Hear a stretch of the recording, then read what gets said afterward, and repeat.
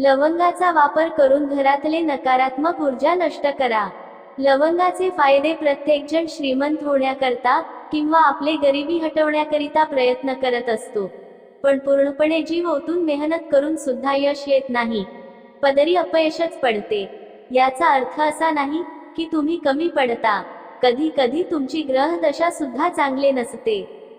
तुमची स्वप्न पूर्ण करण्यासाठी किंवा तुमची ग्रहदशा सुधारण्यासाठी काही उपाय आहे, ते तुम्ही केले तर तुमच्या जीवनात नक्की बदल घडेल। लवंगचा उपाय सामान्यपणे आजारपणात औषध म्हणूनच नाही, तर पूजेमध्ये पण लवंगाला ऊर्जेचा वाहक मानला जातो, मग तो सकारात्मक असं वाहन, अकारात्मक नकारात्मक यासाठी, कारण लवंगाचा उपाय तंत्र मंत्र मध्ये पण होतो। एक घरातील नकारात्मक ऊर्जा घालवण्यासाठी प्रयत्न केला पाहिजे, नकारात्मक ऊर्जा घरात आलीच नाही पाहिजे, यासाठी लवंगाचा उपाय तुम्ही नक्की करून बघा। शनिवारी किंवा रविवारी संध्याकाळी दिवे लागणीच्या वेळी 5 लवंग, 3 मोठ्या इलायच्या व 3 कापुरवड्या भीमसेन कापूर असेल तर फार उत्तम। हे सर्व घेऊन पणतीमध्ये मुख्य दरवाजा जवळ जाळायचं, यानंतर याची राख मुख्य दरवाजाच्या उंबरठ्याला लावायचे। 2 घरातील नकारात्मक ऊर्जा घालवण्यासाठी 5 लवंगांमध्ये 3 मोठे तमालपत्र, 3 कापूर वड्या सोबत जाळून त्याचा धूर घराच्या प्रत्येक खोलीत फिरवून घेतल्यास देखील नकारात्मक ऊर्जा बाहेर जाते। 3 कोणाची गरज किंवा वाईट वेळ निभवण्यासाठी आपण धर्म म्हणून मदत करतो खरे, पण समोरचा व्यक्ती जाण न ठेवता सारखे मागूनही वर्षानुवर्षी उधारी परत करत नसेल तर लवंगाचा उपाय नक्की करून बघा। 7 लवंगा हातात घेऊन मंगळवारी 7 वेळा मारुती स्तोत्र म्हणायचे आणि त्या लवंगा उधारी घेतलेल्या व्यक्तीच्या घरात दक्षिण दिशेस टाकून द्यायच्या। अमावस्या किंवा पौर्णिमेच्या दिवशी छोट्या हवन कुंडात 21 लवंगा टाकून लक्ष्मी मातेचे स्मरण करत हवन करावे आणि देवीला प्रार्थना करावी की पैसे परत मिळावेत, अशी माझी इच्छा। बघा, तो व्यक्ती 7 दिवसात स्वतःहून पैसे घेऊन तुमच्या दारात येईल। 4 नोकरीच्या इंटरव्ह्यू साठी जाताना 2 लवंगा तोंडात घेऊन चावत जावे आणि इंटरव्ह्यू साठी जाणाऱ्या कंपनीच्या मुख्य प्रवेशद्वारावर लवंगाचे उरलेले अवशेष फेकावे। हा उपाय नोकरी मिळवण्यासाठी अतिशय प्रभावी आहे।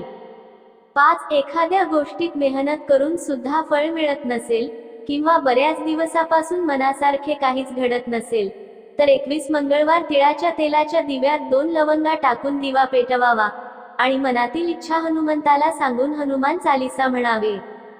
6 राहू केतूची कुंडली मध्ये दशा चांगली नसेल तर अशा परिस्थितीत कुठलेच आर्थिक व्यवहार किंवा स्वतःचा व्यवसाय नीट चालत नाही, सतत काही ना काही नुकसान होते। अशा परिस्थितीमध्ये राहू केतूच्या दशा नीट होण्यासाठी शनिवारी कोणाला तरी लवंगा दान कराव्यात। जर कोणी दान मध्ये घेऊ इच्छित नसेल तर त्या शंकराच्या पिंडीवर अर्पण करून टाका। हा उपाय 40 दिवस सलग न चुकता करावा।